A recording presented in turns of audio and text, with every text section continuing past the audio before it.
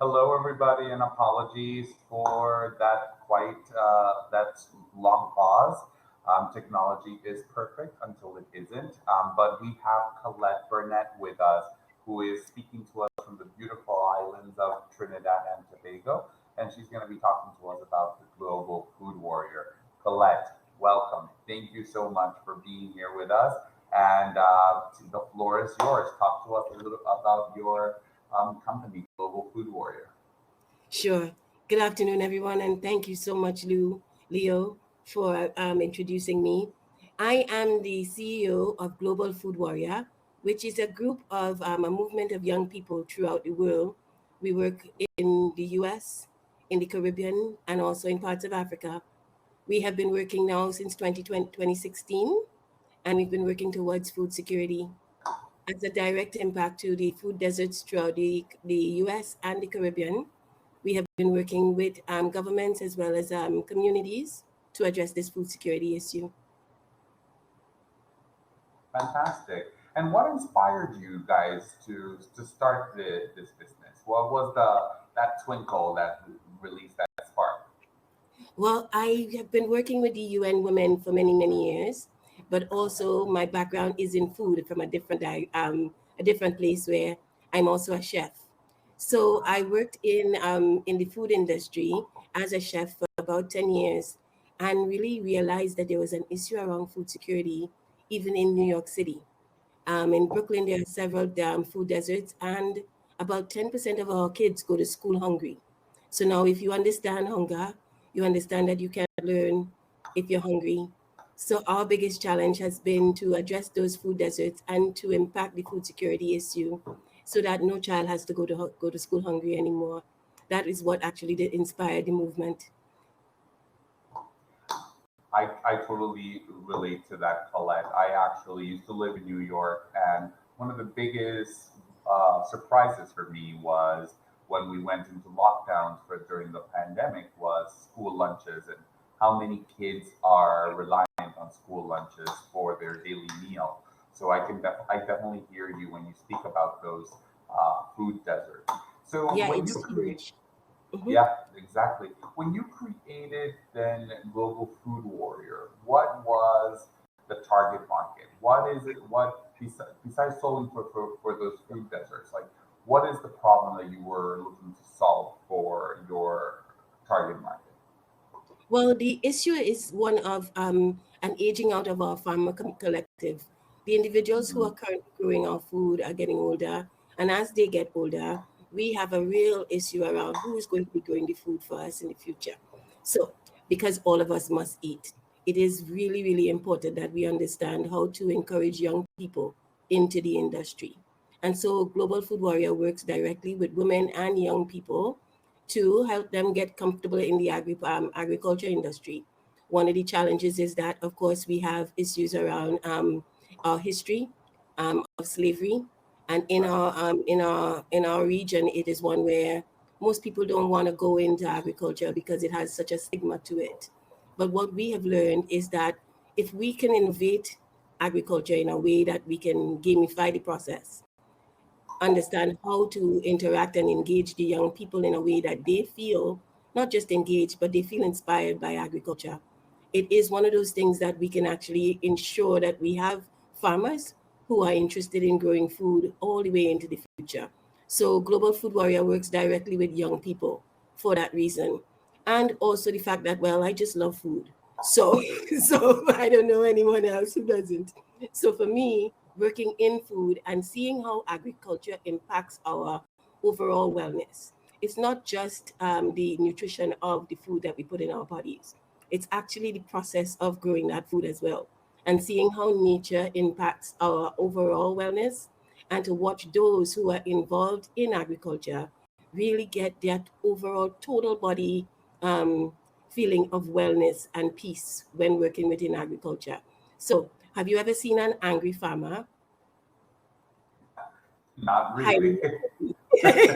It is highly unlikely because of how actually working with soil and working with trees and plants impact our bodies. So for me, it has been the best work to be able to do this at all. But today I really wanted to present on our project a proposal for rehabilitating those who are incarcerated and those who are at risk as well. Yeah. That's fantastic. Well, I totally relate to you as well. I am a lover of food, if his cheeks don't let me lie. Right?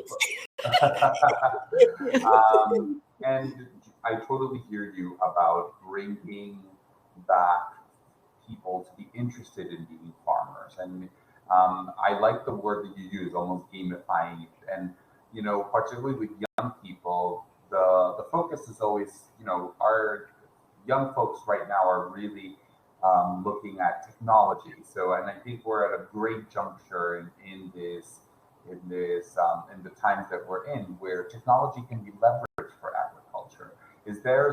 Are you guys looking into that? And with that question, I want to know, how do you get young folks interested? What are you doing with the young folks to get them interested into the farm? Yeah, we use technology to make it really fun. So, and you talked about it a little bit in that the gamifying of the process. All of our young people, you can't get them off of the games, off of the video games, right? I think it's important that we not meet people where they are, and especially around encouraging young people into this industry, recognizing that it cannot look like it used to look in the days of past, and it is that many of the systems that we have been using has been antiquated. But what we do is we encourage our young people to innovate agriculture. It's the way forward. So we involve them in all of the processes. And what we have learned is actually to give them the wheels in many of the cases to be able to innovate this process. So we are working with a group right now in Africa, in Malawi, and they're at the University of Malawi. And there are 6 young people who are so excited about agriculture that they are working to impact food security from Ballantrae to all through Malawi to ensure that young people like themselves can really get involved and make money. Because agriculture is very, very lucrative, but we have to understand how to harness it. Exactly. And Yeah, Colette, so I heard you that you have a program in Malawi. So, we do. your scope is all over the world what you're working on right now, correct? It is. But with technology, it allows us to be able to do that. So I am able to reach the team in Malawi, just like we are on this call right now. It is that we have been able to engage others who are in places like Nigeria and Ghana, but also throughout the Caribbean, in Trinidad and Tobago to be exact. And we're also working with some young people in Jamaica. So our hope is also to be as an umbrella organization throughout the CARICOM region. And this Wow. project that I want to present on is specific to the CARICOM region, and it's specific to rehabilitating those incarcerated individuals who live on our islands. Understood. And then, so talk to us in terms of investment. What are you looking at, and what are the growth areas that you want to focus on with new Sure, investment for Global Food sure. Warrior? If I'm able to share my screen, I have a few slides that might be a little bit fine for you. That'll be very easy. So if you go all the way to the left side of the screen, there should be a Mm-hmm. button that says share, and Mm-hmm. then you hit share screen, and you'll be Yep. able to get it. Awesome. There we go. And I'll let you know when they're fully viewable. Awesome. And I also want to motivate everybody on stage to really, if you have any questions, please let us know, because we'll be able to have Colette answer them. Oh, We still can't see your slides yet. No, not yet. so are you seeing the Global Food Intervention Project? No, we can see your slides, unfortunately. So it's Sure. Are you seeing on your screen now the agri? sorry. I see that. Hello. It's not showing up. I'm sorry. Okay. Yeah, it's sharing of the screen. So let's just talk a little bit about it so we don't run over time. And that way, if you can, and possibly what we can do is then possibly you can share your contact details and we'll be able to share your slides. Certainly. I'll be happy to share these slides with all of the participants. What this project is about is actually working in the jails. So we have been working since 2018 in the youth jails in Trinidad and Tobago. We call it YTC. And we have been working with anywhere upwards of 100 young people who have been incarcerated there. They are anywhere from 11 years old to 21. Are you hearing me all right? Yeah, I can hear you perfectly.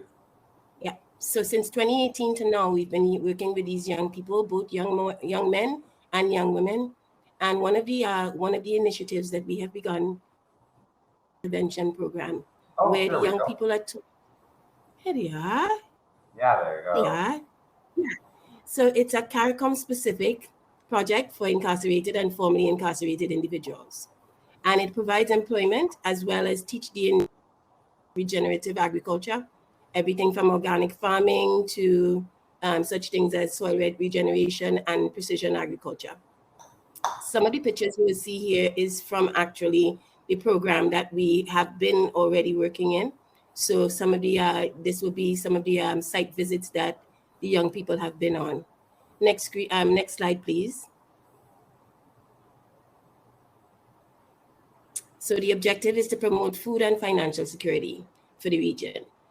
You well know, within our region, we have such a crime issue. And about every island is impacted by the crime, the level of crime that is happening on the island. This project addresses both the SDG of, of addressing crime, but also addressing food security. And how we do that is by teaching the inmates and also allowing them to find gainful employment, both while in the incarcerated state, as well as when they are released. The recidivism rate of our formerly incarcerated individuals is at an all-time high. It is anywhere upwards of 70% in the Caribbean, and in the US, it's at 44%. And one of the biggest challenges for that, the reason for that, is because of employment. There is a stigma to having been in jail. And also, it is really, really difficult to convince people to hire someone who has been incarcerated. As a result, many of our formerly incarcerated choose to go back into a life of crime. And it is why the recidivism rate is where it is. So this project actually creates a window in the wall. What it does is allows for them to not only be trained as employees, but also as possible entrepreneurs. It is that we teach them the tools necessary and all of the ways in which that they can win and make this something lucrative for them and their families. So throughout the process of this project, we will find that it is agri-specific. It is that we focus on agriculture and we focus on cash crops. So things like cocoa, soursop, which we heard a little bit about earlier, Exactly. sea moss, sea moss as well. So as you know as well, you've heard throughout these conversations, one of the biggest issues in agriculture is also finding employees. Is it not? Exactly. Yeah. So pun intended, this is a captive audience. This is individuals who don't see, and we can laugh because it is true. We in the Caribbean, rehabilitation is not one of the things that we think of very much. Yeah, exactly. For whatever reason. And it's really, to me, it stands out because, as you well know, there are no throwaway people. People choose to, they may have made a mistake, they may have chosen crime at some point in time, but it isn't that people are not able to be rehabilitated. I have seen this actually work to much success. And right now in Tennessee, there is a that is so successful that all 100% of the inmates that have gone through this very same type of program, an agri-intervention program, they all leave the facility with employment. That's fantastic. We're coming up on time, Colette. So possibly, if you can, so this program that you're looking for investment for launch, have you already launched it, or are you looking to move forward with this with new investment? Well, we are looking for new investment. It is extremely important that we find funding for this because, well, It requires money for us to do it well. It is that we are already in the process, have been doing it for the past 2 years, and we do need new funding to be able to continue. Totally understand. Well, I think you're ticking different boxes here. You're going for folks that are interested in agri-food investment, social impact, and really making a difference. Yeah. I don't see any other questions from the audience. So at this time, Colette, I really want to thank you for really saving the day and coming up early into your presentation. We really appreciate it. And once again, we hope that this opportunity really yields all of the interest that Global Food Warrior merits. So it was inspiring to hear you speak, and hopefully we will cross paths in the future and learn more. And hopefully this program is up to heat. So thank you very much. Thank you so much, Leo. I so appreciate being here. Take care now. Thank you very much.